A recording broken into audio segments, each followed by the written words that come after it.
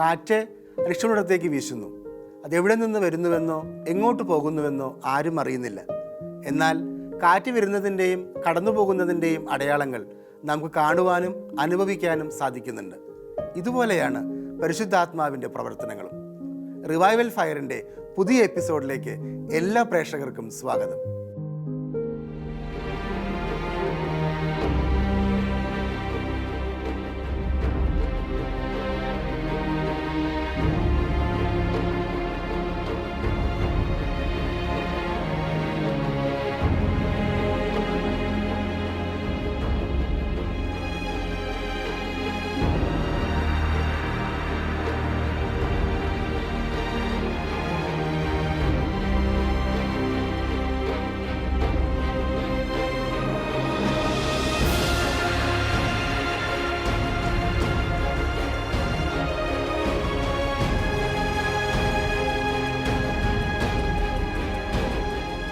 കേരളത്തിൽ നവീകരണ മുന്നേറ്റങ്ങളുടെ പ്രാരംഭ കാലഘട്ടങ്ങളിൽ തന്നെ നിലവിൽ വന്ന ധ്യാനകേന്ദ്രമാണ് അതിരമ്പുഴയിലെ കാരിസ് ഭവൻ. 3 ദശകങ്ങൾ പിന്നിടുന്ന ശുശ്രൂഷ കാലത്തിനിടയ്ക്ക് ലക്ഷക്കണക്കിന് വിശ്വാസികൾക്ക് പരിശുദ്ധാത്മാവിൻ്റെ അഭിഷേക പകർച്ച നൽകാൻ കാരിസ് ഭവന് സാധിച്ചു. 1989 നവംബർ മാസം 25-ാം തീയതി ഈ സ്ഥാപനം ആരംഭിക്കുകയും തുടർന്നുള്ള കഴിഞ്ഞ ഏതാണ്ട് 30 വർഷക്കാലത്തെ ശുശ്രൂഷാ ചരിത്രത്തിലേക്ക് നോക്കിയാൽ ദൈവജനത്തെ വളർത്തുവാനായിട്ട് ശക്തമായ ദൈവത്തിൻ്റെ ഒരു ഉപകരണമായി കാരിസ് ഭവനെ ദൈവം ഉപയോഗിച്ചുവെന്ന് നമുക്ക് കാണുവാനായിട്ട് സാധിക്കും. ഈ ധ്യാന കേന്ദ്രത്തിൻ്റെ ആരംഭം വളരെ ലളിതമാണ് എന്ന് പറയുവാനായിട്ട് സാധിക്കും. കേരളത്തിൽ നിന്നുള്ള ഒരു ആദ്യകാല മിഷണറിയും ഞങ്ങളുടെ സഭയുടെ മുൻ പ്രൊവിൻഷ്യലുമായിരുന്ന ബഹുമാനപ്പെട്ട ദേവസ്യ കുഴിപ്പിലച്ചൻ തൻ്റെ പത്രമേനി MSFS സഭയ്ക്ക് നൽകുകയും ഈ സ്ഥലത്തെ സഭയുടെ തീരുമാനപ്രകാരം ബഹുമാനപ്പെട്ട ജെയിംസ് മഞ്ഞാക്കിലച്ചൻ മുൻപോട്ട് വന്ന് ഒരു ധ്യാന കേന്ദ്രം ആരംഭിക്കുകയും ചെയ്തു. ബഹുമാനപ്പെട്ട ജെയിംസ് അച്ഛനെ കുറിച്ച് ചിന്തിക്കുമ്പോൾ കേരളത്തിലും ഭാരതത്തിലുമല്ല ഇന്ന് ലോകമെമ്പാടും അദ്ദേഹത്തിൻ്റെ സുവിശേഷ പ്രഘോഷണത്തിൻ്റെ സാന്നിധ്യം നിറഞ്ഞു നിൽക്കുന്നുവെന്ന് എനിക്ക് പറയുവാൻ സാധിക്കും. ഏതാണ്ട് 106 രാജ്യങ്ങളിലായി ഇതുവരെ കഴിഞ്ഞ 45 വർഷത്തെ തൻ്റെ സുവിശേഷ പ്രഘോഷണ ജീവിതത്തിലൂടെ ദൈവജനത്തെ വിശുദ്ധീകരിക്കുവാനായിട്ട് ജെയിംസ് അച്ഛന് സാധിച്ചു. അച്ഛൻ്റെ ജീവിതത്തിലേക്ക് തിരിഞ്ഞു നോക്കുമ്പോൾ ദൈവം വലിയ കാര്യങ്ങൾ അച്ഛനിലൂടെ പ്രവർത്തിച്ചു എന്ന് എനിക്ക് സാക്ഷ്യപ്പെടുത്തുവാനായിട്ട് സാധിക്കും. 1989 നവംബർ 25-ന് കാരിസ് ഭവൻ സ്ഥാപിക്കാൻ മുൻകൈയെടുത്ത MSFS മിഷൻ സമൂഹത്തിലെ സുവിശേഷ തീക്ഷ്ണതയാൽ പരിശുദ്ധാത്മ അഭിഷേകം ചെയ്ത യുവവൈദികനായിരുന്നു ഫാദർ ജെയിംസ് മഞ്ഞാക്കൽ. ദൈവത്തിൻ്റെ നിഗൂഢമായ തീരുമാനങ്ങൾ പോലും മനസ്സിലാക്കുന്ന പരിശുദ്ധാത്മാവ് മഞ്ഞാക്കലച്ചനെ ദൈവഹിതപ്രകാരം തെരഞ്ഞെടുത്തു. പ്രിയപ്പെട്ടവരെ, 1975 MSFSൻ്റെ പൂനായിലുള്ള സെമിനാരിയിൽ ഡിസംബർ ക്രിസ്മസ് ഹോളിഡേയ്സിന് പോയി ഞാനൊരു കരിസ്മാറ്റിക് ധ്യാനം കൂടുകയുണ്ടായി. അന്നത്തെ പ്രസിദ്ധ 2 ധ്യാനഗുരുക്കന്മാർ ഇംഗ്ലീഷിൽ നടത്തിയ ധ്യാനമായിരുന്നു. പക്ഷേ എനിക്കതിലെ ചില കാര്യങ്ങൾ ഉൾക്കൊള്ളാൻ സാധിച്ചില്ല. അതുകൊണ്ട് ഞാൻ എന്നെ പൂർണ്ണമായി പരിശുദ്ധാത്മാവിന് വിട്ടുകൊടുത്തില്ല. തൽഫലമായി ഒരഭിഷേകം എനിക്ക് ലഭിച്ചില്ല. എന്നാൽ കൂടെയുള്ളവർക്ക് അഭിഷേകമൊക്കെ ആയിട്ട് തിരിച്ചു വന്നു കഴിഞ്ഞപ്പോൾ ഞാനിങ്ങനെ കരിസ്മാറ്റിക് ധ്യാനം കൂടിയെന്നറിഞ്ഞപ്പോൾ പല ആളുകളും കരിസ്മാറ്റിക് ധ്യാനങ്ങൾക്കായിട്ട് എന്നെ വിളിക്കുവാൻ തുടങ്ങി. അപ്പോൾ ഫോണോ വേണ്ടായോ, എൻ്റെ കൂടെ ഞങ്ങളുടെ സഭയിലെ കേരളത്തിൽ നിന്ന് വിശാഖപട്ടണത്തേക്ക് ആദ്യം പോയ, അഥവാ വടക്കേ ഇന്ത്യയിലേക്ക് ആദ്യം പോയ മിഷണറിയായ ഫാദർ ജോർജ് വയലിൽ എന്നോടൊപ്പം ഉണ്ടായിരുന്നു. അദ്ദേഹം പറഞ്ഞു, ജെയിംസ് അച്ഛാ ധ്യാനം തുടങ്ങൂ.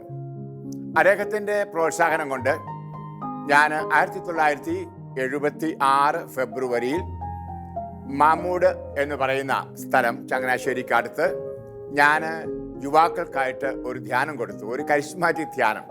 പക്ഷേ എനിക്ക് കാരിശ്യമൊന്നും ഇല്ലായിരുന്നു. തുടങ്ങിയപ്പോഴേ ഞാൻ പറഞ്ഞു, എനിക്ക് കാരിശ്യമൊന്നുമില്ല, എങ്കിലും ഞാൻ കരിസ്മാറ്റിക് ധ്യാനം തരുന്നുവെന്ന്. ആ ധ്യാനത്തിൽ സംബന്ധിച്ച പലർക്കും ഭാഷാവരം കിട്ടി, രോഗശാന്തിയുടെ വരം കിട്ടി, പ്രസംഗിക്കാൻ വരം കിട്ടി. നല്ലൊരു ധ്യാനമായിരുന്നു. ഇത് കഴിഞ്ഞപ്പോൾ എൻ്റെ മനസ്സിലേറെ വേദനയുണ്ടായിരുന്നു. ദൈവമേ, ഞാൻ ഇവരെ കളിപ്പിച്ചല്ലോ, കാരിശ്യമില്ലാത്ത ഞാൻ കരിസ്മാറ്റിക് ധ്യാനം നടത്തിയല്ലോ. തിരിച്ചു വന്ന് എൻ്റെ ആധ്യാത്മിക ഗുരുവായ ജോർജ് വൈലച്ചനോട് ഞാൻ പറഞ്ഞു, ഇനി ഞാൻ ഇങ്ങനെ ധ്യാനത്തിന് പോകുന്നില്ല, എനിക്ക് ആത്മാവിന് നിറവ് കിട്ടാതെ ഞാൻ പോവുകയില്ല എന്ന്. അങ്ങനെ ഇരിക്കവേ ഞാൻ ഒരിക്കൽ, അന്ന് ഞാൻ SFS സെമിനാരി ഏറ്റുമാനൂരിലെ പ്രൊഫസറാണ്. ഞാൻ കുട്ടികളുമൊത്ത്, സ്റ്റുഡൻസും ഒത്ത് ബാസ്കറ്റ് ബോൾ കളിക്കുമ്പോൾ ഒരു ചൊല്ല് ദീനക്കാരനെ പോലെ നിലത്ത് വീണു. എന്നെ മെഡിക്കൽ കോളേജിൽ ചെക്ക് ചെയ്തു. അവർ പറഞ്ഞു, ഇത് ചൊല്ലിയാണ്, 5 കൊല്ലത്തെ ടാബ്ലറ്റ് എടുക്കണം, ആ വെള്ളത്തിനടുത്തും അതുപോലെ തീക്കടുത്തും പോകരുത്. തിരിച്ചു വന്നപ്പോൾ എനിക്ക് ഇത്തിരി വിഷമമുണ്ടായിരുന്നു. ഇത്ര ചെറുപ്പത്തിൽ എനിക്ക് ഈ രോഗം കിട്ടിയല്ലോ, മോട്ടോർ സൈക്കിൾ ഉപയോഗിക്കത്തില്ല, ഇതൊക്കെ ഓർത്ത വിഷമായിരുന്നു. അന്ന് രാത്രി എൻ്റെ നട്ടലിൻ്റെ ഭാഗം കൂട്ടി വലിയ വേദന. അപ്പോൾ എൻ്റെ കൂടെയുള്ള വൈദികർ ഓർത്തു ഞാൻ വീണതിൻ്റെ ആഹാരമാണ്. എന്നെ കാരിത്താസ് ആശുപത്രിയിൽ അഡ്മിറ്റ് ചെയ്തു. അവർ തിരിച്ചും മറിച്ചും എക്സ്റേ എടുത്തു, പരിശോധന നടത്തി, ഒരു രോഗവും കണ്ടുപിടിച്ചില്ല. അപ്പോൾ അവരൊക്കെ ചെല്ലു പറയാൻ തുടങ്ങി, മാനസികമായിട്ട് എന്തോ പ്രശ്നമാണ്, സൈക്കോസോമാറ്റിക് രോഗമല്ലോ ആയിരിക്കാം, അത് സാധാരണ രോഗം കണ്ടുപിടിക്കാതെ വരുമ്പോൾ അതാണല്ലോ ഡോക്ടർമാർ അല്ലെ നേഴ്സുമാരും ചുറ്റുപാടുള്ളവർ പറയുന്നത്. അങ്ങനെ ഇരിക്കവേ 1 മാസക്കാലം ഞാൻ അവിടെ കിടന്നു. ഞാൻ വളരെ ക്ഷീണിച്ച് മെല്ലിച്ച്, ഞാൻ എന്ത് കഴിച്ചാലും ഛർദ്ദിക്കുമായിരുന്നു. തന്നെ എഴുന്നേറ്റ് എനിക്ക് കക്കൂശി പോലും പോകാൻ പാടില്ലായിരുന്നു. അങ്ങനെ ഇരിക്കവേ എൻ്റെ രോഗം കണ്ടുപിടിച്ചു. എൻ്റെ കിഡ്നിയിൽ, എൻ്റെ വൃക്കയിൽ കല്ലുണ്ടായിരുന്നു, പഴുപ്പുണ്ടായിരുന്നു, മാത്രമല്ല TB, ക്ഷയം ഉണ്ടായിരുന്നു. അന്നത്തെ വളരെ പ്രസിദ്ധനായ ഒരു ഡോക്ടറായിരുന്നു ഡോക്ടർ പത്രോസ് മത്തായി. അദ്ദേഹം കണ്ടുപിടിച്ച ഈ രോഗത്തിന് പ്രതിവിധിയും പറഞ്ഞു. 90 ദിവസത്തെ ഇഞ്ചക്ഷൻ സ്റ്റെപ്റ്റോമൈസിൻ, അത് TB മാറാൻ. അത് കഴിഞ്ഞ് കിഡ്നിക്ക് ഒരു ഓപ്പറേഷൻ, പഴുപ്പും കല്ലും മാറ്റാൻ. എന്നാ പ്രിയമുള്ളവരെ, 6-ാം ദിവസം വൈകുന്നേരം ഒരു വലിയ അത്ഭുതം നടന്നു. ഒരു ചെറുപ്പക്കാരൻ എൻ്റെ മുറിയിൽ കയറി വന്നു. ജെയിംസ് അച്ഛ, ഞാൻ തലയിൽ കൈവച്ച് അച്ഛൻ്റെ രോഗശാന്തിക്ക് വേണ്ടി പ്രാർത്ഥിക്കട്ടെ. നിങ്ങൾ ഓർക്കണം, അന്ന് ഒരു കരിസ്മാറ്റിക് നവീകരണവും കേരളത്തിലില്ല. അന്ന് അച്ഛന്മാർ പോലും തലയിൽ കൈവച്ചിങ്ങനെ പ്രാർത്ഥിക്കുകയില്ല. അപ്പം ഞാൻ ഓർത്തു, ഈ പയ്യൻ പെന്തുക്കുസ്തുകാരനാണ്. ഒരു പെന്തുക്കുസ്തുകാരനെ കൊണ്ട് കത്തോലിക്ക വൈദികനായ ഞാൻ പ്രാർത്ഥിപ്പിക്കുന്ന ആക്ഷേപമാണ്. അതുകൊണ്ട് ഞാൻ അതിന് മുതിരാൻ ആഗ്രഹിച്ചില്ല. എന്നാലും അവൻ ആരാണ്, ചെറുപ്പക്കാരൻ, എനിക്ക് വേണ്ടി പ്രാർത്ഥിക്കാൻ വന്നല്ലേ. ഞാൻ ചോദിച്ചു, മോനെ നിൻ്റെ പേരെന്താണ്? എൻ്റെ പേര് ജോസഫ് എന്നാണ്, ഞാനൊരു കത്തോലിക്കനാണ്. അപ്പോൾ എനിക്ക് സന്തോഷമായി. അപ്പോൾ അവനെ കൊണ്ട് പ്രാർത്ഥിപ്പിക്കാൻ കുഴപ്പമില്ല, കത്തോലിക്കനാണെങ്കിൽ കുഴപ്പമില്ലല്ലോ. അപ്പോൾ അവന് 2-3 സെൻറ്റൻസിൽ അവൻ്റെ കഥ പറഞ്ഞു. അവൻ കത്തോലിക്കനായിട്ട് 8 മാസമേ ആയുള്ളൂ. അതിന് മുമ്പ് ഒരു ഹിന്ദുവായിരുന്നു. പരിശുദ്ധാത്മാവിന് നിറവ് കിട്ടി. പ്രഭാതത്തിൽ അവൻ പ്രാർത്ഥിച്ചുകൊണ്ടിരുന്നപ്പോൾ, ആ മെഡിക്കൽ കോളേജിലെ രോഗികൾക്ക് വേണ്ടി പ്രാർത്ഥിക്കാനായിട്ട് ഒരുങ്ങിക്കൊണ്ടിരുന്നപ്പോൾ, ആ പരിശുദ്ധാത്മാവ് എൻ്റെ പേരും എൻ്റെ രോഗവും കാണിച്ചുകൊണ്ട് ഈ കാരിത്താസ് ആശുപത്രിയിൽ ഒന്ന് പ്രാർത്ഥിക്കാൻ പറഞ്ഞു വന്ന്. എന്നാൽ വളരെ വ്യക്തമായിട്ട് പറഞ്ഞു, അച്ഛനെ ഞാൻ കണ്ടിട്ടില്ല, അറിയേല. എന്നാൽ പരിശുദ്ധാത്മാവ് അച്ഛൻ്റെ പേര് പറഞ്ഞു. അതുപോലെ പരിശുദ്ധാത്മാവ് ഇവിടെ വന്ന് പ്രാർത്ഥിക്കാനും പറഞ്ഞു. എനിക്ക് ഈ ആശുപത്രി അറിയത്തില്ലായിരുന്നു, ഞാൻ ഇവിടെ ഒരിക്കലും വന്നിട്ടില്ല. അപ്പോൾ ഞാൻ ഭാഷാവരത്തിൽ പ്രാർത്ഥിച്ചു. ഭാഷാവരത്തിൽ പ്രാർത്ഥിച്ചപ്പോൾ പരിശുദ്ധാത്മാവ് കാണിച്ചു തന്നു ഈ ആശുപത്രി. മാത്രമല്ല ഇവിടെ വരാനുള്ള ബസ്സിൻ്റെ പേരും നമ്പരും എല്ലാം കാണിച്ചു. ഞാൻ ഉള്ളുകൊണ്ട് ചിരിച്ചു. ഞാൻ ഓർത്തു, ഇത് തനി പെന്തക്കോസ്റ്റൽ സ്റ്റൈലിൽ പറഞ്ഞതാണ്. ഞാൻ തിയോളജിയും അതിൻ്റെ ഡിഗ്രിയൊക്കെ എടുത്തതുകൊണ്ട് ഞാൻ ഓർത്തു, എനിക്ക് ദൈവത്തെപ്പറ്റി നല്ലപോലെ അറിയാം, ത്രിയേക ദൈവത്തെ മുഴുവൻ അറിയാം എന്ന് ഞാൻ ധരിച്ചിരുന്ന ഒരു മണ്ടനാണ് ഞാൻ പറയും. സത്യത്തിൽ ഞാൻ ചിരിച്ചത് ഞാനൊരു മണ്ടനായതുകൊണ്ടാണ്. എന്നേക്കാൾ ആത്മാവിൻ്റെ അറിവ് ഈ പുതു ക്രിസ്ത്യാനിക്ക് ഉണ്ടായിരുന്നു. ഇപ്പോൾ എനിക്കറിയാം, പക്ഷെ അന്നേരം ഓർത്ത് ഞാനാണ് എനിക്കെല്ലാം അറിയാവുന്നവൻ. ഞാൻ ഓർത്തു, എന്നോട് തന്നെ ചോദിച്ചു, ഞാൻ ഇത്രയെല്ലാം തിയോളജി പഠിച്ചു, പേര് പറഞ്ഞു കൊടുക്കുന്ന പരിശുദ്ധാത്മാവ്, നയിക്കുന്ന പരിശുദ്ധാത്മാവ്, വണ്ടിയുടെ നമ്പർ കാണിച്ചു കൊടുക്കുന്ന പരിശുദ്ധാത്മാവ്, ഒരാളുടെ രോഗം പറഞ്ഞിട്ട് പോടാന്ന് പറഞ്ഞു വിടും, അത് എനിക്ക് ചിന്തിക്കത്തില്ലായിരുന്നു. ആ മനുഷ്യൻ എൻ്റെ തലയിൽ കൈവച്ചു പ്രാർത്ഥിച്ചു. ഭാഷാവരത്തിലാണ് പ്രാർത്ഥിച്ചത്. അത് എനിക്ക് ഇഷ്ടപ്പെട്ടില്ല. അവൻ ലാലാലാലാ പറഞ്ഞപ്പോൾ. കാരണം ഞാൻ മനഃശാസ്ത്രമൊക്കെ പഠിച്ച കാലത്ത് അത് ഞാൻ ഓർത്തു ഇത് ഹിസ്റ്റീറിയ പോലെ ഒരു അനുഭവമാണ്. അതുകൊണ്ട് അവൻ പ്രാർത്ഥിക്കാൻ തുടങ്ങിയപ്പോൾ സ്റ്റോപ്പ് എന്ന് പറയണമെന്ന് തോന്നി. പക്ഷെ പറയാൻ പറ്റിയില്ല. കാരണം പെട്ടെന്ന് എനിക്കൊരു അനുഭവമായിരുന്നു. ഇലക്ട്രിസിറ്റി പോലെ ഒരു പവർ, ഒരു ശക്തി എൻ്റെ ശരീരത്തോടെ ഒഴുകുന്നു. അത് ആ സമയത്ത് എനിക്ക് വലിയ അനുഭവം. എൻ്റെ നടുവിൻ്റെ ഭാഗത്ത് ശക്തമായി ഈ ഇലക്ട്രിസിറ്റി ആഞ്ഞടിക്കുന്ന പോലെ. അപ്പോൾ ഞാൻ വെറുതെ അങ്ങ് വിശ്വസിച്ചു എൻ്റെ കിഡ്നി സുഖമാകുകയാണ് എന്ന്. അതിനുശേഷം അവൻ വീണ്ടും പ്രാർത്ഥന തുടർന്നു. പ്രാർത്ഥന കഴിഞ്ഞ ചെറുപ്പക്കാരൻ ഇറങ്ങിപ്പോയി. പിന്നീട് ആത്മാവ് എന്നിൽ വന്ന് പ്രവേശിക്കുകയായിരുന്നു. ഞാൻ ഒരു തരത്തിലുള്ള ഒരു അനുഭവം, പ്രാർത്ഥനാനുഭവത്തിലായിരുന്നു. അത്ഭുത രോഗശാന്തി സ്വന്തം ശരീരത്തിൽ അനുഭവിച്ചറിയുകയും അഭിഷേകം ലഭിക്കുകയും ചെയ്ത ഫാദർ ജെയിംസ് മഞ്ഞാക്കൽ വചനം പ്രഘോഷിക്കുന്നതിനായി പരിശുദ്ധാത്മാവിൽ നിയോഗിക്കപ്പെട്ടു. ദൈവത്തിൻ്റെ ശക്തമായ സ്വരം ശ്രവിക്കാൻ മഞ്ഞാക്കൽ അച്ഛന് ഭാഗ്യം ലഭിച്ചു. പിന്നീട് എനിക്കുണ്ടായൊരു വലിയ അനുഭവം പരിശുദ്ധാത്മാവിൻ്റെ വലിയ അഭിഷേകമായിരുന്നു. എൻ്റെ പേടി, എൻ്റെ ഭയം എല്ലാം പമ്പ കടന്നു. അപ്പോൾ എനിക്ക് വലിയൊരു ആത്മധൈര്യം വന്ന് നിറഞ്ഞു. അവിടുന്ന് ഞാനൊരു സ്വരം കേട്ടു, James, you must preach the gospel. നീ വചനം പ്രഘോഷിക്കണം. അപ്പോൾ എൻ്റെ ജീവിതത്തിലെ വചനപ്രഘോഷണത്തെ പറ്റി എനിക്ക് ചിന്തിക്കത്തില്ല. അപ്പോൾ ഞാൻ പറഞ്ഞു, ഇല്ല, വചനം പ്രഘോഷിക്കാൻ ഞാൻ പോവില്ല. ഞാൻ സോഷ്യൽ വർക്കോ സാമൂഹ്യ പ്രവർത്തനങ്ങളോ ചെയ്തു കൊള്ളാം. ഞാൻ സെമിനാരിയിൽ ആയിരിക്കുന്ന കാലം മുതൽ ആഗ്രഹിച്ചത് പട്ടസുഖമാണ്. നല്ലൊരു മുറി, നല്ല ആഹാരം, പൈസയൊക്കെ, അങ്ങനെ സുഖിച്ചുള്ള ഒരു ജീവിതമായിരുന്നു ഞാൻ ആഗ്രഹിച്ചത്. സെമിനാരിയിൽ അതെല്ലാം ഉണ്ടായിരുന്നു. കാറുണ്ട്, മോട്ടോർ സൈക്കിളുണ്ട്, പൈസ ഉണ്ട്, നല്ല ആഹാരം, നല്ല മുറി. ഇതെല്ലാം വിട്ട് വചനപ്രഘോഷത്തിന് ഇറങ്ങിത്തിരിക്കാൻ എനിക്ക് ചിന്തിക്കാനാവതല്ലായിരുന്നു. ഞാൻ ഈശോയോട് പറഞ്ഞു, നോ, ഞാൻ പോകില്ല. അപ്പോൾ ഈശോ പറഞ്ഞു, പോകൂ, ഞാൻ നിന്നെ ധൈര്യപ്പെടുത്തുന്നു. നിന്റെ അധരങ്ങളെ ഞാൻ അഭിഷേകം ചെയ്യുന്നു, നിന്റെ കരങ്ങളെ അഭിഷേകം ചെയ്യുന്നു. പോകൂ, വചനം പ്രഘോഷിക്കൂ, കരങ്ങൾ വെച്ച് പ്രാർത്ഥിക്കൂ. ഞാൻ സന്ദേഹിച്ചു. ഞാൻ പറഞ്ഞു, ഇല്ല കർത്താവേ, ഞാൻ പോവില്ല, എനിക്ക് പറ്റില്ല, എനിക്ക് ഭയമാണ്, എനിക്ക് പ്രസംഗിക്കാൻ ശേഷിയില്ല, ഞാൻ ഭയപ്പെടുന്നവനാണ്, സഭാകമ്പമുണ്ട്. അപ്പോൾ വളരെ ശക്തമായിട്ട് വചനം വന്നു, പോകൂ, ഗോ. അതെ, ആ വചനത്തിന് 1000 കിലോഗ്രാം തൂക്കമുണ്ടായിരുന്നു. ആ വചനത്തിൻ്റെ അടിയിൽ ഞാൻ വീണു. സത്യം പറയാണ്, I fell under his word. ആ അനുഭവം നിങ്ങളോട് പങ്കുവയ്ക്കാൻ എനിക്ക് ഏറ്റവും പ്രയാസമുണ്ട്. വലിയ നദിയിലെ വെള്ളച്ചാട്ടം എൻ്റെ മേലെ ഒഴുകുന്ന പോലെ, നയാഗ്രായിലെ വെള്ളച്ചാട്ടത്തിനടിയിൽ നിൽക്കുന്ന ഒരു അനുഭവമായിരുന്നു. എൻ്റെ പാപക്കറകളെ കഴുകിക്കളയുന്നത്, അതുപോലെ വിശുദ്ധമായൊരു ഹൃദയം തരുന്നത്, ഇതെല്ലാം ആ സമയത്ത് ഞാൻ അനുഭവിച്ചു. ഞാൻ തീരുമാനിച്ചു, പോവുക. പരിശുദ്ധാത്മാവാണ് എന്നോട് സംസാരിച്ചത്, പോകുവാൻ. ഞാൻ പോകും. ഈ ആത്മാവിൻ്റെ അഭിഷേകം എനിക്ക് കിട്ടി. തുടർന്നങ്ങോട്ട് MSFS സഭയുടെയും വിജയപുരം രൂപതാധ്യക്ഷൻ്റെയും അനുവാദത്തോടെ മുഴുവൻ സമയ വചനപ്രഘോഷത്തിനായി ഇറങ്ങി പുറപ്പെട്ടു. 1989 വരെ കേരളത്തിൽ അങ്ങോളം ഇങ്ങോളം സഞ്ചരിച്ച് മഞ്ഞാക്കലച്ച തീക്ഷ്ണതയോടെ വചനം പ്രസംഗിച്ചു. ചുരുങ്ങിയ സമയം കൊണ്ട് അറിയപ്പെടുന്ന പ്രഘോഷകനാക്കി പരിശുദ്ധാത്മാവ് അദ്ദേഹത്തെ വളർത്തി. പലപ്പോഴും കരിസ്മാറ്റിക് നവീകരണ മുന്നേറ്റത്തിൻ്റെ സംസ്ഥാന ദേശീയ സമിതികളിലേക്ക് ക്ഷണിക്കപ്പെട്ടെങ്കിലും സംഘടനാതലത്തിലേക്ക് പോകാതെ മുഴുവൻ സമയ സുവിശേഷ പ്രഘോഷകനാകാനാണ് അദ്ദേഹം ആഗ്രഹിച്ചത്. എൻ്റെ പ്രൊവിൻഷ്യാലച്ഛൻ വിശാഖപട്ടണത്തിൽ നിന്ന് വന്നു. അദ്ദേഹത്തോട് ഞാൻ പങ്കുവെച്ചു, പറഞ്ഞു, ഞാൻ സെമിനാറിലെ പ്രൊഫസർഷിപ്പ് ഞാൻ രാജിവെക്കുന്നു, എനിക്ക് വചനം പ്രഘോഷിക്കണം. അദ്ദേഹം എന്നെയും കൂട്ടി വിജയപുരം രൂപതയുടെ മെത്രാനായിരുന്ന എലഞ്ഞിക്കൽ പിതാവ് കൊർണേലിയസ് എലഞ്ഞിക്കൽ പിതാവിൻ്റെ അടുക്കൽ കൊണ്ടുപോയി. അവിടെ ഞാനിത് പങ്കുവെച്ചു പറഞ്ഞു. ഞാൻ പറഞ്ഞു, പിതാവ്, എനിക്ക് ഇനി സെമിനാരി ജോലി ചെയ്യാൻ പറ്റില്ല, എനിക്ക് പ്രസംഗിക്കണം, എൻ്റെ പരിശുദ്ധാത്മാവ് എന്നെ പ്രചോദിപ്പിക്കുന്നു. എല്ലാം കേട്ട് അദ്ദേഹവും എൻ്റെ പ്രൊവിൻഷ്യാലച്ഛനും എനിക്ക് ആശീർവാദം തന്നിട്ട് പറഞ്ഞു, തമ്പുരാൻ്റെ ഇഷ്ടമാണെങ്കിൽ അച്ഛൻ പൊക്കൂ, തമ്പുരാൻ്റെ ഇഷ്ടം അല്ലെങ്കിൽ തിരിച്ചു വരും അച്ഛൻ. പ്രിയമുള്ളവരെ, അന്ന് വചനം പ്രഘോഷിക്കാൻ എടുത്തു വച്ച കാല് ഇന്നുവരെ ഞാൻ പിന്മാറ്റിയിട്ടില്ല. ഏറെ പ്രതിസന്ധികളിലൂടെ കടന്നു പോകേണ്ടതായിട്ടുണ്ടായിരുന്നു. അത് നിങ്ങൾക്കറിയാവുന്നതുപോലെ ഈ നാട്ടിൽ വെച്ച് തന്നെ എന്നെ തസ്കരന്മാർ പിടിച്ചുകൊണ്ടുപോയി 5 ദിവസം എന്നെ പീഡിപ്പിച്ചു. ഗൾഫ് രാജ്യങ്ങളിൽ 6 തവണ ജയിലിൽ കിടക്കേണ്ടി വന്നിട്ടുണ്ട്. നിങ്ങൾക്കറിയാവുന്ന അടുത്ത കാലത്ത് ഗില്ലാംബാരെ രോഗം വന്ന് 6 വർഷങ്ങൾക്ക് മുൻപ് തളർന്ന് ഞാൻ 2 ആഴ്ചയോളം കോമായിലായിരുന്നു. 4 മാസക്കാലം വെന്റിലേറ്ററിലാണ് ശ്വസിച്ചത്. ഇപ്പോൾ ഞാൻ വീൽ ചെയറിൽ ആണ്. ഇവയ്ക്കൊന്നും പരിശുദ്ധാത്മാവിൻ്റെ ആ പ്രവാഹം തടയുവാനോ എൻ്റെ വചന ശുശ്രൂഷ തടുവാനോ സാധിച്ചില്ലായിരുന്നു.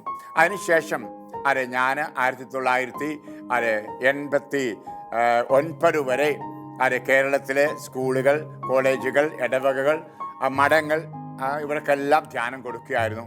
ഒരാഴ്ച പോലും ഞാൻ വിശ്രമിക്കുകയില്ലായിരുന്നു. തുടർച്ചയായ ധ്യാന പരിപാടിയായിരുന്നു. കേരളത്തിൻ്റെ ഒട്ടുമിക്കവാറും കോണുകളിൽ എല്ലാ രൂപതകളിലും ഞാൻ വചനം പ്രഘോഷിച്ചിട്ടുണ്ട്, കരിസ്മാറ്റിക് ധ്യാനം കൊടുത്തിട്ടുണ്ട്. വല്ലാത്തൊരു തീക്ഷ്ണതയോടെ ഒന്നിൽ നിന്ന് മറ്റൊന്നിലേക്ക് ധ്യാനവേദികളിലൂടെ അദ്ദേഹം വചനം പ്രസംഗിച്ച് മുന്നേറി.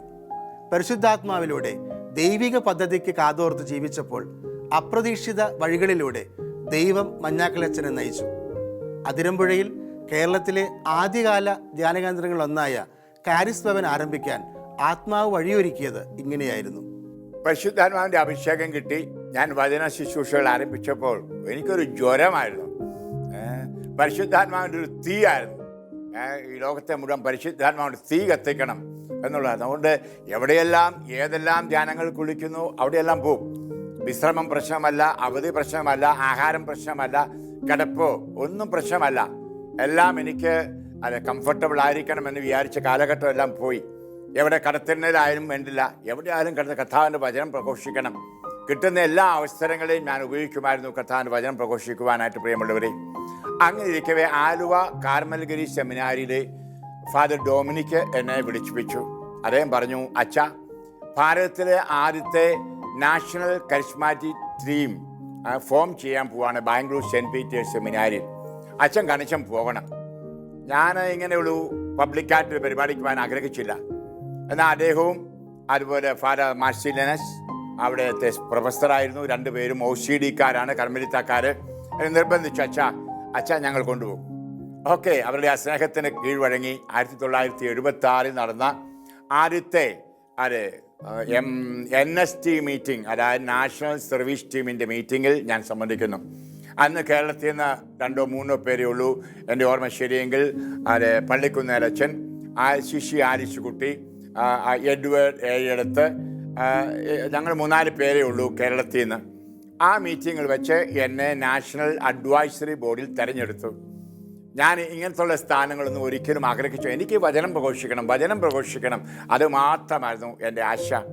അന്ന് ഫാദർ റൂഫസ് പെരേര, അദ്ദേഹം മരിച്ചുപോയി. അതുപോലെ തന്നെ അന്നത്തെ നാഷണൽ ചെയർമാൻ ആയിരുന്ന ഫിയോ മസ്കരനാസ്, ഇവരൊക്കെ എൻ്റെ ഫ്രണ്ട്സായിരുന്നു. പിശാചുമായുള്ള ഒരു എൻകൗണ്ടർ ഉണ്ടായത് തന്നെ അവിടെ വെച്ചാണ്. ഒരു ഗോവാക്കാരത്തി പെണ്ണ് പിശാച് കയറിയവളായിരുന്നു. റൂഫസ് അച്ഛൻ പറഞ്ഞു, അച്ഛാ ഞാൻ നോക്കിയിട്ട് പറ്റുന്നില്ല, അവൾ പറയുന്നത് അച്ഛൻ ചെന്നാലേ ശരിയാവൂന്ന്. അവൾ പിശാചിലെയോ പറഞ്ഞു, മാൻ യാക്കൽ എന്ന് വിളിച്ചു കരഞ്ഞു. അപ്പോൾ എന്നോട് പറഞ്ഞു, പോയി വചനം പോയി അവിടെ പിശാചിനെ ഓടിക്കാൻ. എൻ്റെ ജീവിതത്തിൽ ഞാൻ പിശാചിനെ ഓടിച്ചിട്ടില്ല, വിടുതൽ പ്രാർത്ഥന അന്ന് വരെ നടത്തിയിട്ടില്ല. അപ്പം ഞാൻ ആ പെണ്ണുമായിട്ട്, ആ സ്ത്രീയുമായിട്ട് മുഖാമുഖം ഇരിക്കുകയാണ്. അപ്പോൾ ഞാൻ പറഞ്ഞു, ഇപ്പോൾ തന്നെ ഇവളിൽ നിന്ന് നീ പുറത്തു പോകണം. അപ്പോൾ റൂഫസൻ ജെബി പറഞ്ഞു, എന്താ അച്ഛാ പറഞ്ഞത്? യേശുവിൻ നാമത്തിൽ പറഞ്ഞില്ല, അവൻ പോവുകയില്ലാന്ന് പറഞ്ഞു. അത്ര പോലും എനിക്കറിയത്തില്ലായിരുന്നു.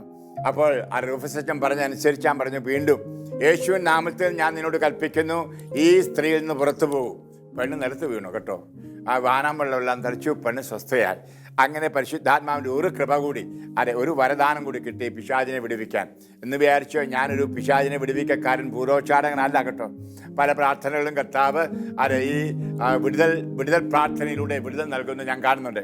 ഇനി അത് കഴിഞ്ഞു, ഞാൻ നാഷണൽ എക്സിക്യൂട്ടീവ് മീറ്റിങ്ങിൽ ഞാൻ വലിയ പ്രവർത്തനം നടത്തിയിട്ടില്ല. പിന്നെ അത് കഴിഞ്ഞിട്ടാണ് കേരളത്തിലെ സർവീസ് ടീം ഉണ്ടാകുന്നത്, കേരള സർവീസ് ടീം KST. ഞാൻ അതിനെല്ലാം റെഗുലറായിട്ട് പോകുമായിരുന്നു, പതിവായി പോകുമായിരുന്നു. പലപ്പോഴും അതിൽ മെമ്പറായിരുന്നു ഞാൻ. അവസാനം ഈ കാരിസ്ഭവൻ തുടങ്ങുന്ന ഇടയ്ക്കാണ് എന്നെ KSTയുടെ ചെയർമാനാകാൻ തീരുമാനിച്ചു. കാരണം മജോറിറ്റി എല്ലാവരും പറഞ്ഞു എന്നെ ചെയർമാൻ ആക്കണമെന്ന്. അപ്പോൾ ഞാൻ പറഞ്ഞില്ല, എമ്മാവൂസിൽ വന്ന് താമസിക്കാൻ എനിക്ക് സാധ്യമല്ല, ഞാൻ കാരിസ്ഭവൻ എന്ന ധ്യാന കേന്ദ്രം ആരംഭിക്കുകയാണ്, എനിക്ക് പറ്റില്ല എന്ന്. അപ്പോൾ എല്ലാവരും പറഞ്ഞില്ല, ചെയർമാൻ എമ്മാവൂസിൽ താമസിക്കണം. അങ്ങനെയാണ് ബഹുമാനപ്പെട്ട കളത്തിലച്ചൻ CMI-കാരൻ ചെയർമാൻ ആകുന്നു.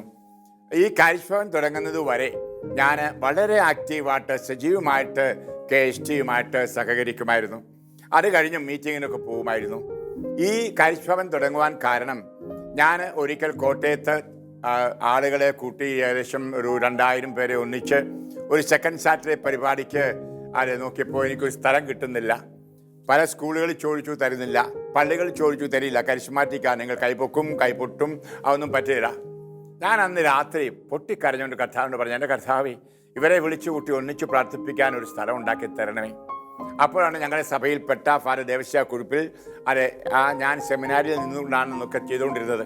അദ്ദേഹം അന്ന് പറഞ്ഞു, അച്ഛൻ എന്താ കരയുന്നത്? ഞാൻ എൻ്റെ പത്രമേനി അച്ഛന് തരാം, അതിരമ്പുള്ളിയുള്ള സ്ഥലമാണ്, അവിടെ അച്ഛന് ഒരു ധ്യാനാശ്രമം തുടങ്ങാമെന്ന്. അങ്ങനെയാണ് ഇതിൻ്റെ ആരംഭം. പ്രിയരെ, ഇത് ആരംഭിക്കുമ്പോൾ എനിക്ക് എൻ്റെ സഭയിൽ നിന്നോ കത്തോലിക്ക സഭ രൂപതയിൽ നിന്നോ യാതൊരു ധനസഹായമോ അല്ലെങ്കിൽ ഏതെങ്കിലും തരത്തിലുള്ള പ്രോത്സാഹനമോ കിട്ടിയിരുന്നില്ല. ഞാൻ പറഞ്ഞു ഒക്കെ അച്ഛൻ ഒറ്റയ്ക്ക് പണിതു, ഇത് കരിസ്മാറ്റിക് സെൻ്ററാ, പലർക്കും ഇഷ്ടപ്പെടുകയില്ല, അച്ഛൻ കാശുണ്ടാക്കിക്കൂ. ഞാൻ ആ ഇടയ്ക്കൊക്കെ വാസ്തവത്തിൽ ഒരു തെണ്ടിയായിരുന്നു. ആര് വന്നാലും പണക്കാർ വന്നാലും ഞാൻ പണം ചോദിക്കുമായിരുന്നു ഇത് വളർത്തുവാനായിട്ട്. അങ്ങനെ എൻ്റെ ഒരു സന്താനം പോലെയായിരുന്നു കരിസ്ഭവൻ. വളരെയേറെ അധ്വാനിച്ചു. ഇവിടെ ധ്യാനങ്ങൾ തുടങ്ങി, പരിപാടികൾ തുടങ്ങി. അന്ന് ഒരു പന്തലൊന്നുമില്ല, 4 മുറി മാത്രം വെച്ച് തുടങ്ങിയ ഒരു ഭവനമാണ്. അന്ന് ബഹുമാനപ്പെട്ട നായ്ക്കം പറമ്പലച്ചൻ ഇത് കേട്ടപ്പോൾ ഓടി വന്നു. എപ്പോഴും ഞാൻ ആദരിക്കുന്ന ബഹുമാനിക്കുന്ന ഒരു അദ്ദേഹമാണ്, ഒരു മാന്യനാണ്, ഒരു വൈദികൻ, വിശുദ്ധ വൈദികനാണ് ഫാദർ നായ്ക്കം പറമ്പിൽ. അദ്ദേഹം കരിസ്മാറ്റിക്കായത് എനിക്ക് ശേഷമാണ്. 84 അദ്ദേഹം റോമിൽ വന്ന് ഇൻ്റർനാഷണൽ ധ്യാനത്തിൽ പങ്കുകൊണ്ടപ്പോഴാണ് അദ്ദേഹത്തിൻ്റെ അഭിഷേകം കിട്ടിയത്. എങ്കിൽ നേരത്തെ ഞങ്ങൾക്ക് ആ പരിചയമുണ്ടായിരുന്നു. അദ്ദേഹം പോപ്പുലർ ധ്യാനമാക്കുകയായി നടക്കുമ്പോൾ പലയിടത്ത് വെച്ചും കാണുകയും ഒന്നിച്ചു പ്രാർത്ഥിക്കുകയും ചെയ്യുമായിരുന്നു. അദ്ദേഹത്തിൻ്റെ വചനത്തോടുള്ള ആ ഭയങ്കര തീ ഞാൻ കണ്ടിട്ടുണ്ട്. എൻ്റെ അച്ഛാ, 100 പേർക്കും 200 പേർക്കും ധ്യാനം കൊടുത്താൽ പോരാ, നമുക്ക് 1000 ധ്യാനിപ്പിക്കണം, എന്നിട്ട് കേരളം മുഴുവൻ പിടിച്ചടക്കണം ഈശോയ്ക്ക് വേണ്ടി. എന്തൊരു ചൂടോടെയായിരുന്നു നായ്ക്കം പറമ്പലച്ചൻ പറയുന്നത് ഞാൻ എപ്പോഴും ഓർക്കുന്നു. അന്നൊക്കെ ഞങ്ങൾ കരിസ്മാറ്റിക് ധ്യാനങ്ങൾ 100 പേർക്ക് 150 പേർക്കൊക്കെ കൊടുക്കുള്ളായിരുന്നു. പ്രിയമുള്ളവരെ, ഞാൻ കരിസ്ഭവൻ്റെ പണി ആരംഭിച്ചു. അദ്ദേഹം വന്നു, ആശീർവദിച്ചു. എന്നിട്ട് അദ്ദേഹം പറഞ്ഞു, മഞ്ഞാക്കളച്ച, ഇവിടെ അടുത്തുള്ള സ്ഥലങ്ങളൊക്കെ മേടിക്കണം, ഇത് വലുതാവും കേട്ടോ. ഞാൻ പറഞ്ഞു, എനിക്ക് പൈസ ഇല്ല, ഇത് പണിയാൻ തന്നെ ആളുകളൊക്കെ തരുന്നതാണ്. അതൊക്കെ കർത്താവ് കൊണ്ടുവരും അച്ഛാ, കർത്താവിൽ ആശ്രയിക്കും. അദ്ദേഹത്തിൻ്റെ ആ വചനങ്ങൾക്ക് ഞാൻ മറക്കില്ല. ഞാൻ കരിസ്ഭവനിലെ 1ാമത്തെ കൺവെൻഷൻ നടത്തിയപ്പോൾ അതിൻ്റെ മുഖ്യ പ്രഭാഷകൻ മാത്യു നായ്ക്കം പറമ്പിലായിരുന്നു. ഹല്ലേലൂയ. 10,000 സംരക്ഷിച്ച ഒരു വലിയ സംരംഭമായിരുന്നു. കരിസ്ഭവൻ ഇടയില്ലായിരുന്നു, അടുത്തുള്ള പറമ്പിലാണ് അത് നടത്തിയത്, അടുത്ത അയൽവക്കംകാരുടെ പറമ്പിൽ. കരിസ്ഭവൻ വളരെ ഭംഗിയായിട്ട് വളർന്നു. ശനിയാഴ്ച പരിപാടികൾ, രാത്രി ജാഗരണ പ്രാർത്ഥനകൾ, ഇങ്ങനെ ഇടതടവില്ലാതെ പ്രാർത്ഥനകൾ, പരിപാടികൾ, ജാതി മതഭേദമന്യേ, ജാതി മത റീത്തുഭേദമന്യേ ആളുകൾ വന്നുകൂടാൻ തുടങ്ങി. 1993 ഏപ്രിൽ മാസത്തിൽ ബഹുമാനപ്പെട്ട മഞ്ഞാക്കൽ അച്ഛനെ ഏതാനും അക്രമികൾ തട്ടിക്കൊണ്ടുപോവുകയും മൃഗീയമായി പീഡിപ്പിക്കുകയും ചെയ്തു. 3 ദിവസങ്ങൾക്ക് ശേഷം അവശനായ അച്ഛനെ അവർ കോയമ്പത്തൂരിൽ റോഡരികിൽ ഉപേക്ഷിച്ചു. സുവിശേഷം പ്രസംഗിച്ചതിൻ്റെ പേരിൽ കേരളത്തിൽ ഒരു വൈദികൻ പീഡിപ്പിക്കപ്പെടുന്നത് ആദ്യത്തെ സംഭവമായിരുന്നു. ക്രൂരമർദ്ദനമേറ്റ് മൃതപ്രായനായിട്ടും അദ്ദേഹത്തിൻ്റെ ഉള്ളിലെ സുവിശേഷ തീക്ഷ്ണത തെല്ലുപോലും കുറഞ്ഞു പോകാൻ പരിശുദ്ധാത്മാവ് അനുവദിച്ചില്ല. ആ ഇടയ്ക്കാണ് നിങ്ങൾ എല്ലാവർക്കും അറിയാവുന്നതുപോലെ 93 ഞാൻ മാനന്തവാടിയിൽ ഒരു കൺവെൻഷന് പ്രസംഗിക്കാൻ പോകവേ എന്നെ തസ്കരന്മാർ പിടിച്ചുകൊണ്ടുപോയി. എൻ്റെ കാലും കൈയും മുറിച്ചു. മാത്രമല്ല എന്നെ 5 ദിവസം ഒരു കക്കൂസ് മുറിയിൽ തടച്ചു, ആഹാരമോ കുടിയൊന്നും കൂടാതെ. അവസാനം CBI ഏറ്റെടുക്കുമെന്ന് ഒരുപക്ഷെ തസ്കരന്മാർ അറിഞ്ഞതുകൊണ്ട് എന്നെ കോയമ്പത്തൂർ ബസ് സ്റ്റാൻഡിൽ ഉപേക്ഷിച്ചിട്ട് പോയി. കോട്ടയത്തുള്ള പോലീസുകാരാണ് എന്നെ വന്ന് കൊണ്ടുവന്നത്. ഞാൻ വരുമ്പോൾ എൻ്റെ ശരീരത്തെ മുറിവുകളും ഞാൻ ഈച്ചയാർന്ന് 5 ദിവസത്തെ പട്ടിണി കിടന്ന് അവിടെ ആയിരുന്നു. എന്നെ കൊണ്ടുവന്ന് കഴിഞ്ഞു. ആ ഇടയ്ക്കെല്ലാം പേപ്പറുകളിൽ മഞ്ഞാക്കൽ സംഭവം എൻ്റെ ആയിരുന്നു. പ്രിയമുള്ളവരെ, ഒടുവിൽ ആ കേസ് തെളിയാതെ പോയി. എന്തുമാട്ടെ കാരണം കർത്താവ് തന്ന സഹനത്തിൻ്റെ ഒരു ദാനമായിരുന്നു. പ്രിയമുള്ളവരെ, എവിടെയെല്ലാം സഹനത്തിൻ്റെ നിമിഷങ്ങളുണ്ടായോ അവിടെയെല്ലാം കർത്താവ് കൊട്ടപ്പടി അനുഗ്രഹങ്ങൾ മാറ്റിവെച്ചിട്ടാണ് സഹനങ്ങൾ തന്നത്. എനിക്ക് ഏറെയേറെ സഹനങ്ങളുടെ കടന്നു പോയപ്പോഴെല്ലാം എനിക്കറിയാം കർത്താവ് കൂടുതൽ അനുഗ്രഹം തന്നുവെന്ന്. പ്രിയമുള്ളവരെ, എന്നെ അവർ അടിച്ചു, എന്നെ ശിക്ഷിച്ചു. ഒത്തിരി എൻ്റെ വായിൽ പെട്രോളോ ആണോ ചാരായമോ കോരിയൊഴിച്ചു. സിഗരറ്റ് കത്തിച്ച് ബേണിംഗ് എൻ്റെ കത്തുന്ന ആ ഭാഗം എൻ്റെ വായിൽ വെച്ച് വാ പൊള്ളിച്ചു. എൻ്റെ പീനീസിൽ കമ്പിയിട്ട് കുത്തി. അങ്ങനെ ഒത്തിരി പീഡനങ്ങൾ അന്ന് കിട്ടിയായിരുന്നു. ഇതെല്ലാം ഞാൻ ഈശോ കർപ്പിച്ചു. ഞാൻ ആരെയും പഴിച്ചില്ല, ആരെയും കുറ്റപ്പെടുത്തിയില്ല. 6 മാസത്തിന് ശേഷം അന്വേഷണത്തിന് ശേഷം പറഞ്ഞത്, മഞ്ഞാക്കലച്ചൻ റിട്ട് കൊടുക്കുകയാണെങ്കിൽ കേസ് തെളിയാൻ പറ്റുമെന്ന് അന്നത്തെ മുഖ്യമന്ത്രിയായ കരുണാകരൻ പറഞ്ഞു. പക്ഷെ ഞാൻ ക്ഷമിച്ചതിന് റിട്ട് കൊടുക്കാൻ എനിക്ക് പറ്റില്ലോ. ഞാൻ എൻ്റെ അധികാരികളോട് പറഞ്ഞു, ഒരിക്കലും ഞാൻ ഈ കോടതി പോയില്ല, ഞാൻ റിട്ട് കൊടുക്കുകയില്ല, ഞാൻ ക്ഷമിച്ചതാണ്. പ്രിയമുള്ള ആ സംഭവം കഴിഞ്ഞപ്പോൾ എന്നെപ്പറ്റി പറയാവുന്ന എല്ലാ ഏഷണികളും വൈദികരും വൈദിക ശ്രേഷ്ഠന്മാരും ജനങ്ങളും പറഞ്ഞു പരത്തി. ഇതെല്ലാം എൻ്റെ സഹനമായിരുന്നു. ഞാനിപ്പോൾ തിരിഞ്ഞു നോക്കുമ്പോൾ നിങ്ങൾക്കറിയാവുന്ന പോലെ 22 വർഷക്കാലം ഞാൻ ഗൾഫിൽ മുസ്ലിങ്ങളുടെ ഇടയിൽ പ്രവർത്തിച്ചു. ഏറെ സഹനങ്ങളുണ്ടായി. ഇതിൻ്റെ എല്ലാം ഒരു നൊവിഷ്യേറ്റ് ആയിരുന്നു ഈ പിടിച്ചുകൊണ്ടുപോക്കൽ. ഹല്ലേലൂയ. അതുകൊണ്ട് എനിക്ക് ഒത്തിരി ശക്തി ആർജിക്കാൻ പറ്റി. ഈശോ നമുക്കറിയാമല്ലോ, നമ്മൾ വായിക്കുന്നുണ്ട് ലൂക്കാസ് സുവിശേഷം 4-ാം അധ്യായത്തിലും മത്തായി 4-ലും, പരിശുദ്ധാത്മാവിൽ പൂരിതനായപ്പോൾ മരുഭൂമിയിലേക്ക് ആത്മാവ് നയിച്ചു. എന്തിന്? പിശാചിനാൽ പരീക്ഷിക്കപ്പെടുവാൻ. ആ പിശാചിനാൽ പരീക്ഷിക്കപ്പെട്ടപ്പോഴാണ് ഈശോയ്ക്ക് ശക്തി കിട്ടിയത് വചന ശുശ്രൂഷയ്ക്ക്. അതുപോലെ ഏത് വചന ശുശ്രൂഷനെയും ഇടയ്ക്കിടയ്ക്ക് കർത്താവ് ഈ പ്രലോഭനം നൽകും. മാനസികമായിട്ടായിരിക്കാം, ശാരീരികമായിട്ടായിരിക്കാം, ആധ്യാത്മികമായിട്ടാ. എന്നാൽ ഈ സഹനങ്ങളെല്ലാം കർത്താവിൻ്റെ ശക്തിയുടെ അഭിഷേകത്തിനായിട്ടുള്ള ഒരുക്കങ്ങളാണ്. ഇതാണ് എൻ്റെ അനുഭവം പ്രിയപ്പെട്ടവരെ. അങ്ങനെ കാരിസ്വൻ തളച്ചു വളർന്നുകൊണ്ടിരുന്നപ്പോൾ ഈ സംഭവം ഉണ്ടായി. അതിനുശേഷം എന്നെ സംശയിച്ചു. ഞാൻ റീത്തിനെതിരാണ്, സീറോ മലബാറിനും മലങ്കരയ്ക്കൊക്കെ എതിരാണ്, ഞാൻ ലത്തീനാണ്, ഇങ്ങനെയൊക്കെ എന്നെപ്പറ്റി ഏഷണികൾ പറഞ്ഞു. എൻ്റെ പ്രിയപ്പെട്ടവരെ, ഞാൻ ഒരിക്കലും ഒരു റീത്തിന് വേണ്ടിയും കൊള്ളുകയുമില്ല. ഞാൻ എൻ്റെ ഈശോയ്ക്ക് വേണ്ടിയും ഈശോയുടെ രാജ്യത്തിനായിട്ടും നിലകൊള്ളുന്നു. റീത്തുകൾ ഇംഗ്ലീഷിൽ റൈറ്റ് എന്ന് പറഞ്ഞാൽ രീതികൾ. ലത്തീൻകാർ ഒരു രീതി കുർബാന അർപ്പിക്കുന്നു, സീറോ മലബാറുകാർ ഒരു രീതിയിൽ നല്ലത്. ഞാൻ അതിനൊന്നും ഒരിക്കലും എതിർപ്പിന്നില്ല. പക്ഷേ എല്ലാ റീത്തുകളും ഒന്നിച്ച് ഏകസഭയായി പ്രവർത്തിക്കണമെന്ന് ഞാൻ എപ്പോഴും ബലമായി പറയുമായിരുന്നു. ഏക കത്തോലിക്ക സഭ. എന്നാൽ ഇത് കേരളത്തിൽ അത് ഞാൻ കാണുന്നില്ല. അതിനെതിരായിട്ട് ഞാൻ പറയുമായിരുന്നു. അപ്പോൾ എന്നെ തെറ്റിദ്ധരിച്ചു. ഞാൻ എപ്പോഴും ഏക കത്തോലിക്ക സഭയ്ക്കായിട്ട് നിലകൊള്ളുന്നവനാണ്. റീത്തുകളാകട്ടെ ജാതികളൊന്നും ഒരിക്കലും ആ ഐക്യം കളയരുത് എന്ന് പറയുന്നതാണ്. ഇതിൻ്റെ ഫലമായിട്ട് എന്നെ പിടിപ്പിക്കപ്പെട്ടു. അതിനുശേഷം എൻ്റെ അധികാരികൾ എന്നോട് പറഞ്ഞു, അച്ഛ, കേരളത്തിൽ അച്ഛന് വചനപ്രഘോഷം പറ്റില്ല എന്ന്. അങ്ങനെ എനിക്ക് വിശ്രമമായിട്ട് ഒരു ശിക്ഷ പോലെ എനിക്ക് തോന്നി. എന്നെ 1 കൊല്ലം ബാംഗ്ലൂരിൽ വിട്ടു. തൻ്റെ സഭാധികാരികളുടെ നിർദ്ദേശപ്രകാരം ബഹുമാനപ്പെട്ട മഞ്ഞാക്കലച്ചൻ ബാംഗ്ലൂരിൽ പോയി 1 വർഷം വിശ്രമിച്ചെങ്കിലും ആത്മാവിൻ്റെ ജ്വലിക്കുന്ന സാന്നിധ്യമായി മഞ്ഞാക്കലച്ചൻ വീണ്ടും സുവിശേഷ പ്രഘോഷണ വേദിയിലെത്തി സജീവമാവുകയും ചെയ്തു. ആ അനുഭവങ്ങൾ റിവൈവൽ ഫയറിൻ്റെ അടുത്ത എപ്പിസോഡിൽ മനസ്സിലാക്കാം. അതുവരെ പ്രാർത്ഥനാപൂർവ്വം കാത്തിരിക്കാം.